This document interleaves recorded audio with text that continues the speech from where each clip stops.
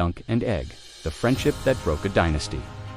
In the long and blood-soaked history of Westeros, kings and conquerors are remembered for their power, their dragons, and their wars. But the true turning point of the Targaryen dynasty began not with fire and blood, but with friendship. A strange, unlikely friendship between a wandering hedge knight and a boy who hid his crown beneath a shaved head. That knight was Ser Duncan the Tall, and that boy was Aegon V. Targaryen. To the world, he was just Egg. But one day, he would become king. Duncan was not born into greatness. He had no noble house, no famous name, no lands to inherit. All he had was honor.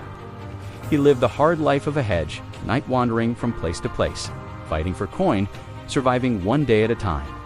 And yet, it was this simple man who would shape the mind of a future king. Because Egg did something no Targaryen prince had ever truly done.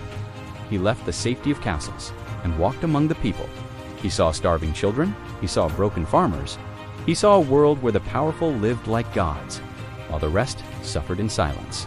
And through Duncan's eyes, he learned a dangerous truth, that kings were not meant to rule above the people but for them. Years passed, the boy became a man, and eventually, Egg became King Aegon V.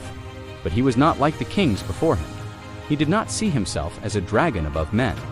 He saw himself as their protector. He tried to change the realm. He passed laws to protect the poor.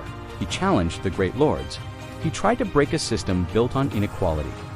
For the first time in generations, a Targaryen king cared. But in Westeros, power is a fragile thing. The great houses did not see a kind king. They saw a dangerous one, a king raised by a hedge knight, trying to strip them of their control. And they pushed back, quietly at first. Then, with growing resistance, because in a world ruled by fear, kindness is often seen as weakness. Aegon began to realize something terrifying. No matter how just his intentions were, he lacked the power to enforce them.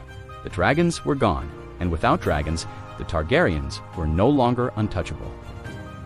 They were vulnerable, surrounded by enemies who would never accept change. And so, Aegon made a choice, a desperate one. He would bring back the dragons at a place called Summerhall.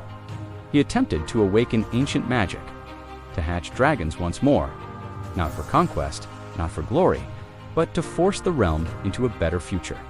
A fairer world, a kinder kingdom, but fate had other plans. What happened that day would become known as the tragedy at Summerhall. Flames consumed the castle.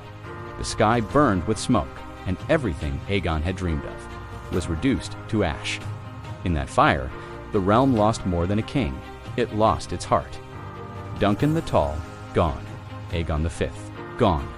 The knight who believed in honor, and the king who believed in people, both perished in the same flames. What remained was a broken dynasty, without strong leadership, without vision, without its moral core. The Targaryen line began to decay, and from that decay rose madness. Generations later, the Iron Throne would be ruled by Aerys Targaryen, a king consumed by paranoia, a ruler driven by fear and fire. The complete opposite of everything Aegon once stood for. Where Egg had compassion, Aerys had cruelty. Where Duncan taught honor, Aerys embraced destruction. And so, the fall of the Targaryens was not born in a single moment. It was not just dragons dying, or wars being fought. It was something far more tragic. It was the slow collapse of a dream that began with a humble knight, and a boy who wanted to make the world better. When we watch House of the Dragon, we see chaos, ambition, and fire. But behind it all lies a hidden truth. The most important ancestors of that story are not conquerors, not warriors, not kings who sought power, but two unlikely figures, Dunk and Egg. Because they tried to change the system, they tried to save the realm, and in doing so, they created the very conditions that led to its destruction. And maybe that is the greatest tragedy of all. Not that the Targaryens fell, but that they fell because they tried to be better. Because sometimes the end of a dynasty doesn't begin with villains, it begins with good men. Trying to do the right thing. Please subscribe to Films by T.